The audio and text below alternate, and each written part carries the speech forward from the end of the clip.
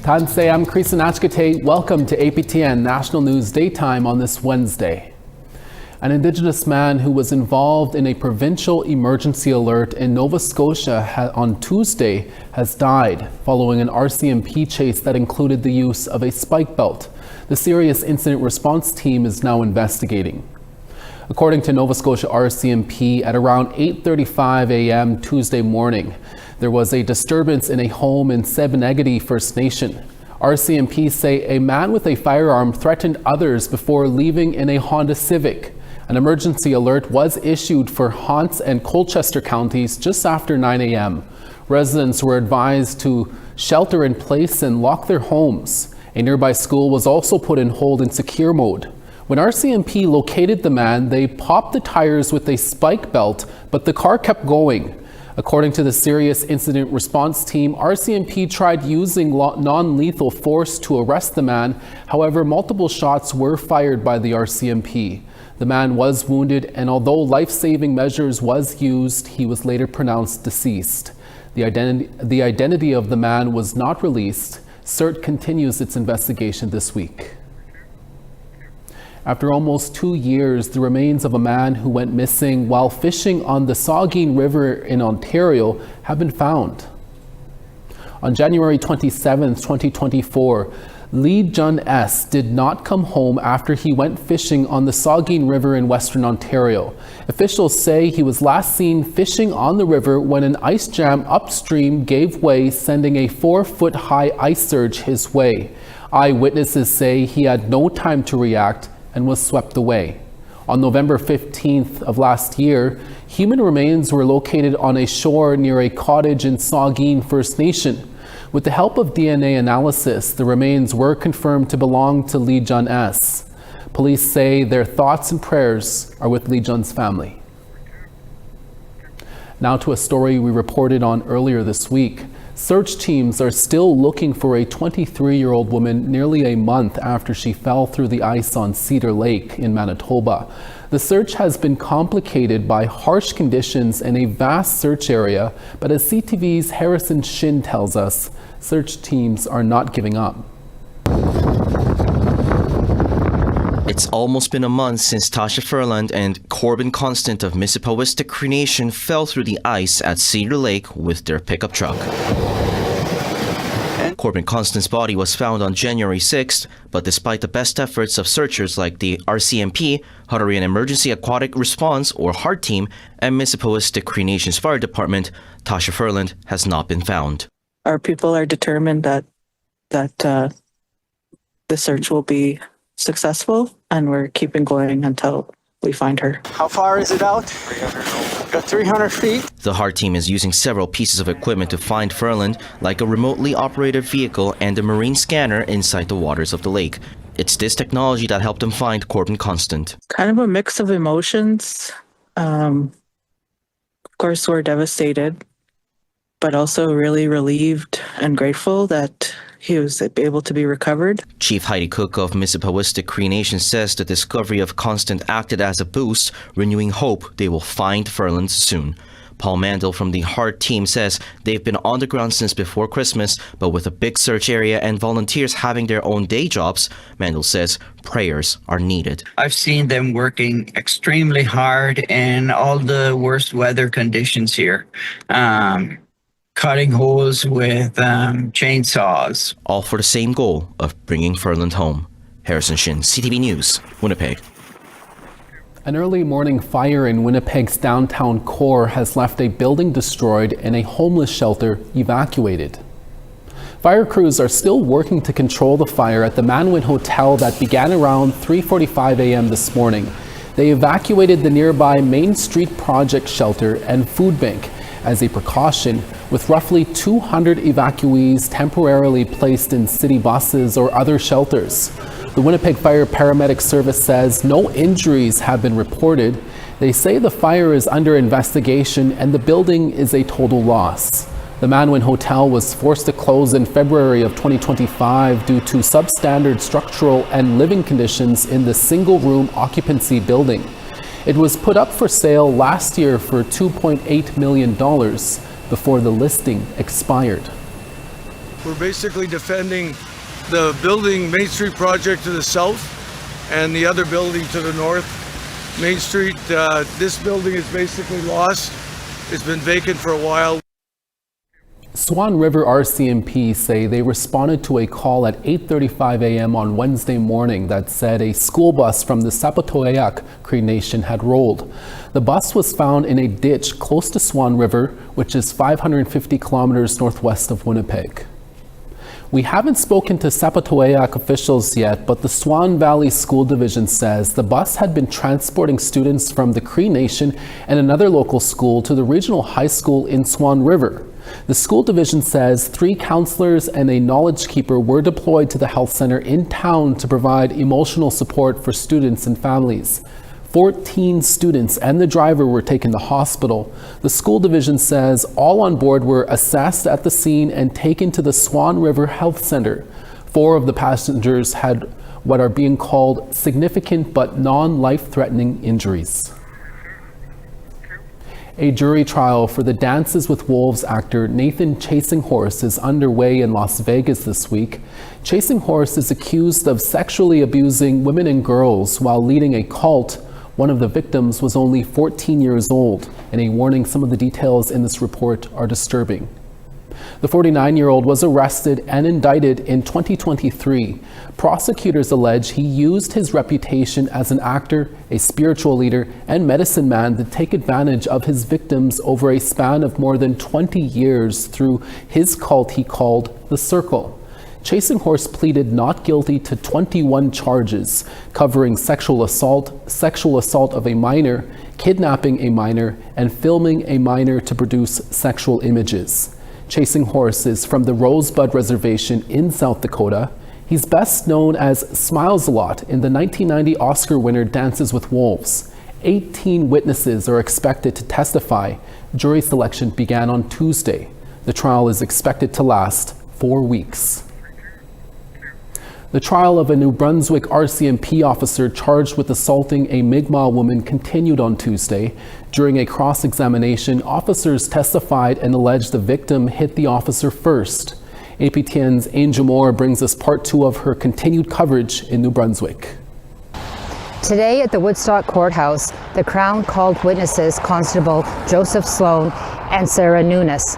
They both responded to the 911 call on June 13th, 2024. At Christina Gillis's home in Richmond Corner, New Brunswick, Gillis called 911 for help because her daughter was in distress and ran into the woods.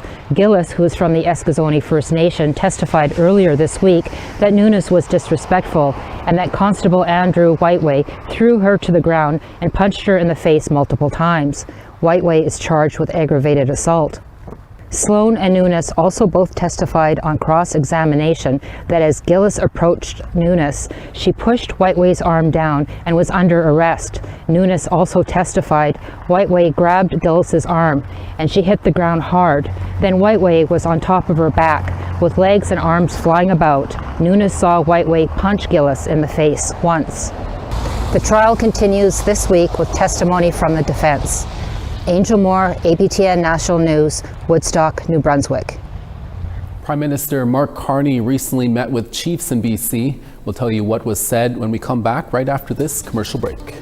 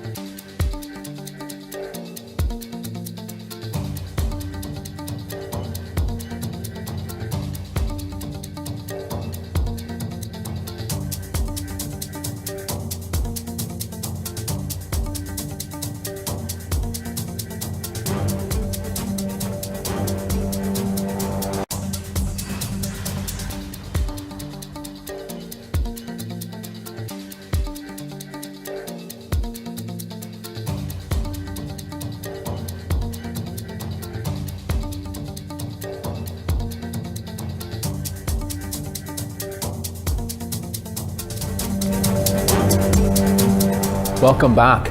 Prime Minister Mark Carney was in Prince Rupert, British Columbia on Tuesday to meet with coastal First Nations regarding their many concerns on a proposed pipeline from Alberta to BC's west coast and a possible lift of the oil tanker moratorium. Carney started with a photo op of choosing a pastry in a local bakery, but he was also there to meet with some coastal First Nations after the Liberal government angered chiefs in late November. That's when Carney's federal government signed a memorandum of understanding with Alberta to build a proposed oil pipeline from that province to the west coast. The MOU also promised to rescind an oil tanker ban on the north coast. Marilyn Slett is the chief counselor of the Heiltsuk Tribal Council. She told reporters they had a productive meeting, but their opposition to an oil pipeline has not changed.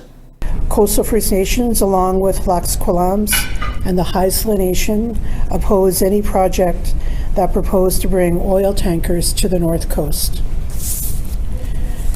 We reiterated that there is no technology that can clean up an oil spill at sea, and that it would take just one spill to destroy our way of life. BC's Assembly of First Nations Regional Chief Terry Teegee joins us now with his thoughts on Prime Minister Mark Carney's visit with chiefs and overall plan. He recently spoke with our Savannah Kelly from his office in Prince George. Chief Teegee, thank you so much for joining us. First of all, what's your position on the Prime Minister's plan to build a pipeline from Alberta to the coast of BC?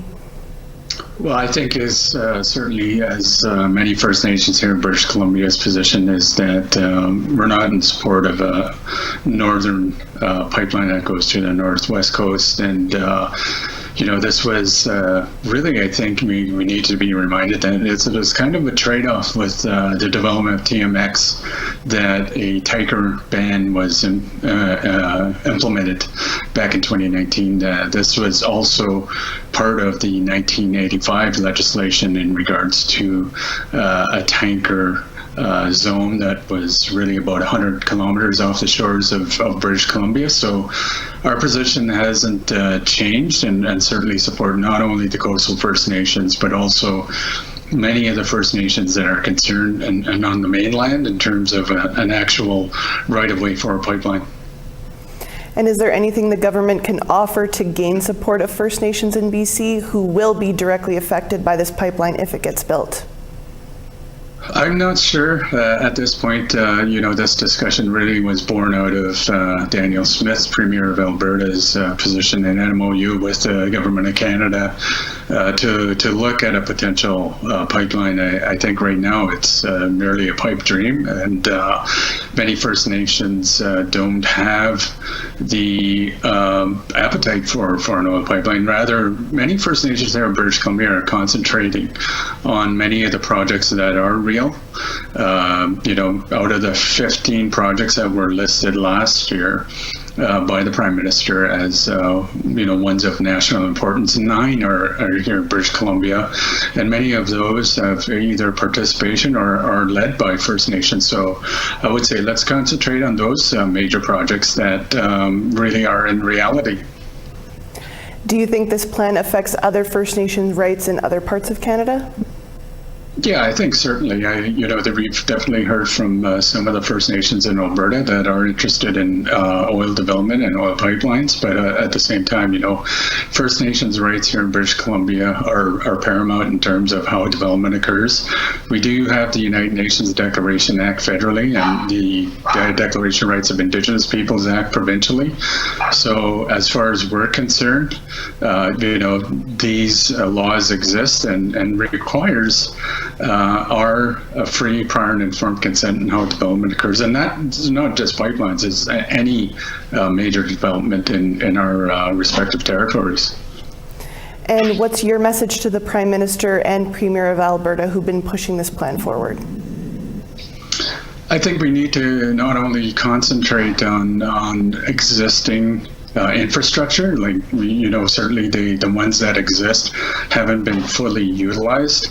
There are ongoing projects that are real and need to be resourced and properly, brought forward in terms of consultation or free, prior, and informed consent in terms of how decisions are made. And I think it's really important to understand that First Nations here in British Columbia, we have many different arrangements. Many of the territories here, especially in the North Coast, are unceded, unsurrendered, continually occupied territories. And, our people have lived here for hundreds, if not thousands of years. Election cycles come and go. But our First Nations who, have a right to say how development occurs will be here long after the Carney government is gone and long after the EB government is gone. We won't leave our territories. This is where we're born out of, and this is where we belong. So this is why the general public need to understand why many of the First Nations, such as the Coastal First Nations and many First Nations that are talking about oil development, are really wanting a careful, thoughtful, an important decision, especially how development occurs. So this is why we take it so important, and ultimately we do uphold our rights, title, and interests in many of these territories, including the North Coast. Important discussion for sure there. Chief TG, we will have to leave it there, but thank you very much for taking some time for us today. You're welcome. We now want to tell you about this week's new web poll question. Over on our website, we ask, do you think that reconciliation is still a priority for the federal government? You can answer yes, no, or unsure. Go to our website at aptnnews.ca to have your say. We have more news after the break. Stay with us.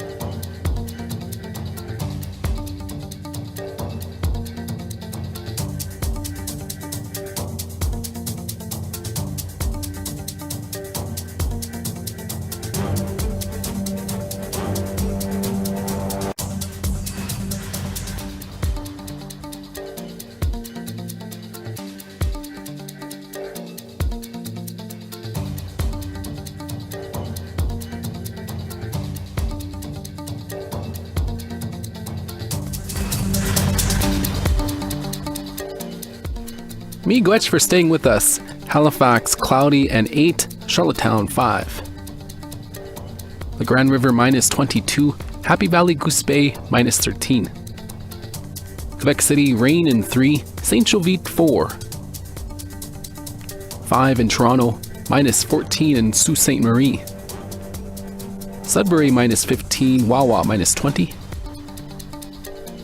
Norway House, minus 19. God's Lake, minus 20. Sunny in Winnipeg at minus 19. Barons River, minus 19 as well. Minus 4 in Saskatoon. Cloudy in North Battleford at plus 1. -4 in La Ronge, Meadow Lake 3. +1 in Fort McMurray, Peace River -2. 5 in Lethbridge, Calgary 0. 7 in Tofino, cloudy and 5 at Vancouver. Fort Nelson 3, Smithers 0.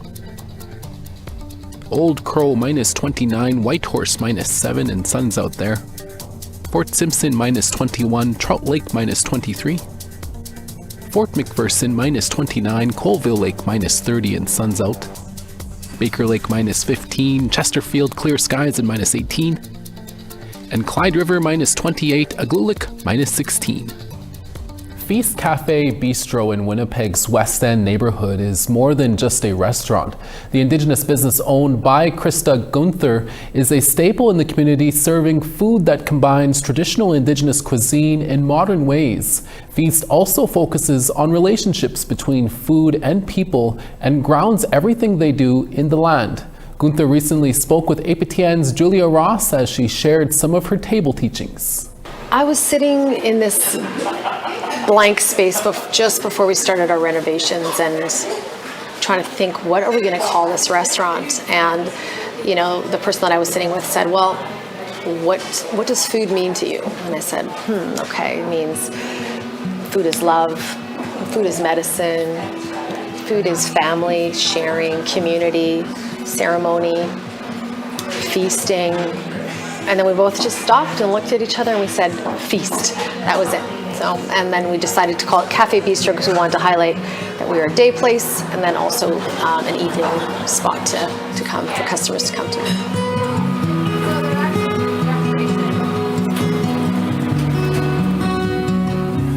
I've spent the last 25 years reconnecting to my culture through food. So it started with just incorporating 1 or 2 ingredients. Once I started discovering what are our traditional foods, you know, what are specific to Manitoba, and things like squash. You know, I would see them at the grocery store and never go near it because I didn't know what it was until I knew what it was. It was one of the 3 sisters, which is the beans, corn, squash.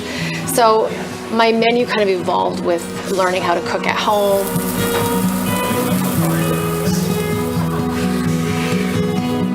Try to incorporate as many traditional foods that I was learning about into my everyday meals. So the menu at Feast really is a collection of that. Menu items that people are familiar with, like bannock pizza instead of just a regular pizza, putting squash on it and pine nuts and maple and different, you know, Indigenous ingredients on that pizza to make it my own. It was really important for me to have Manitoba bison, number 1. Sometimes I will bring products, you know, from my own garden. We work with a lot of local Indigenous communities for a lot of our products, like our wild rice, sometimes our Saskatoons, our pickerel. We really want to support our local Indigenous communities first and foremost. I have no beef on my menu. I do on the catering menu as an option, but in the restaurant from day 1, 10 years ago, I only had bison. And I have to say it was one of the first restaurants in the country to only have bison, but I really needed to stand for that traditional food and that animal and the health of it and the fact that it teaches us so much about resilience and strength and the nutritional value of bison and Manitoba bisons. We have a local gardener here in the West End who grows us some of our traditional vegetables, like our heritage squash, and sometimes like our sweetgrass, for example, you know, that gets harvested, you know, throughout our prairies. So, you know, we kind of source from as much as we can locally from Indigenous communities. Then we go into the local farmers, and then we go beyond that.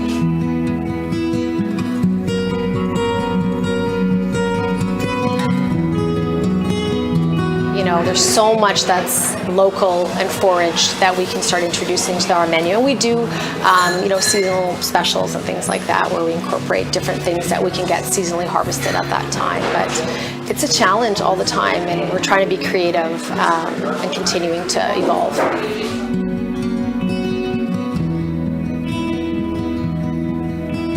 Well, I think we can all be honest to say that a lot of our traditional Indigenous, First Nation and Métis foods are rooted in a lot of negative things like poverty, diabetes, suicide, all of that negative stuff. So I really wanted to create new positive food pathways around our traditional foods and our history and our community and celebrate that in a restaurant to to just kind of revive that negative stigma. I think we can all agree that Feast is more than just a restaurant, and it has been since day one. We have a free soup and bannock program every single day from 2 till 5. You know, we have a lot of plants in the restaurant, so if you don't finish your water, we're going to use that to water the plants. So we're just really mindful of the environment and Mother Earth, and food waste and all that kind of stuff. When I think about the next year to 2 years to 5 years, it's been a long time dream of mine to expand on different things, educational videos or recipes, or maybe a cookbook, maybe a second location, to continue to go on this journey in this restaurant business and continue to, you have to admit there's 1 or 2 or 3 restaurants in the entire country of Canada. It's growing slowly but surely. So I really want to keep having a strong voice in our hospitality industry for restaurants. A lot of our staff are, First Nations and Métis peoples from different communities, and just all of us coming together in this space to try and really celebrate who we were and who we are and who we will continue to be, especially in the hospitality industry.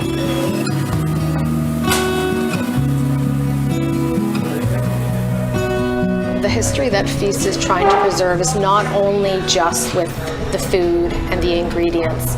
It's to remember our ancestors, to remember our culture, to remember our past, to celebrate that, to share Indigenous artwork here and Indigenous music here, and celebrate different communities here.